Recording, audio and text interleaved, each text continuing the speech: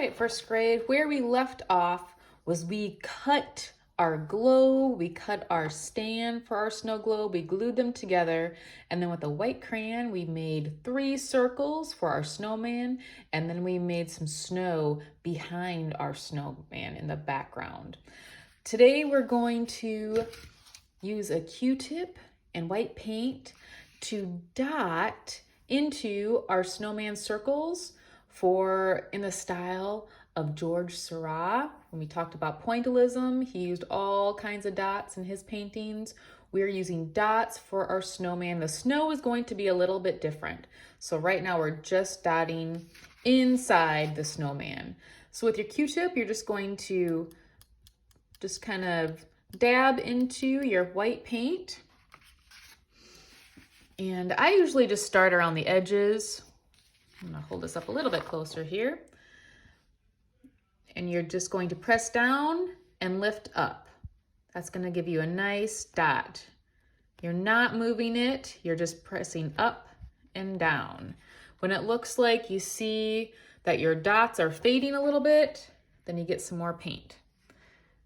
So like I said, I do the outside first, and then you can fill it in. And you want to see that they're dots. So you want them to be close together, but you don't want them to look like just a solid white circle. You want to see little dots inside your snowman circle. So the same thing here, I'm just going to go around my white circle.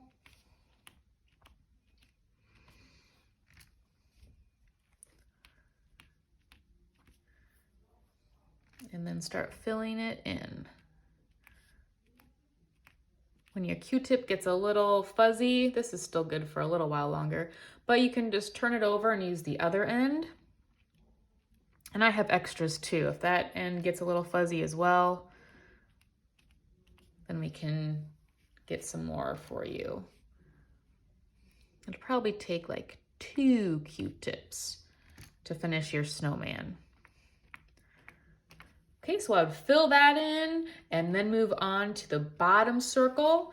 And then when I'm done with that, I'm just gonna keep moving along. You know, you do the exact same thing for the big circle, dot around and then fill in the middle. And then for the snow, you're gonna do something different. You're gonna kind of draw with your Q-tip, and you're just going to kind of make smears with the snow, kind of wavy lines. So you're just sort of treating that Q-tip like a paintbrush. You want to go around your snowman.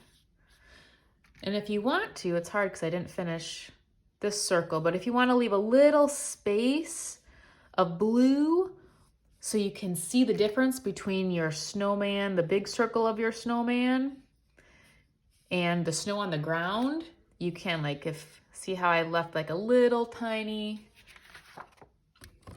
bit of blue between that white line and my snow? You could do that so it's a little bit separated. But that's what you're doing. You're basically just painting lines, wavy lines of snow for your snow globe. When you get close to the stand, be careful. We don't want to get paint on the stand, so just kind of, again, stay on the blue paper.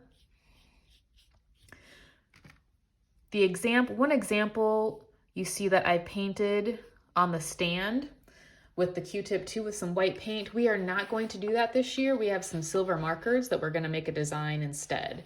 So you just use your Q-tips to dot your snowman. Start at the top and work your way down around the circle and then fill it in. And then when you're done with the whole snowman, then you make the ground snow, which is just sort of painting with your Q-tip. Keep it on the blue. Don't get it on the stand.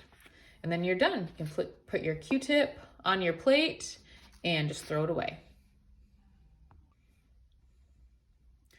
All right, we are not quite done.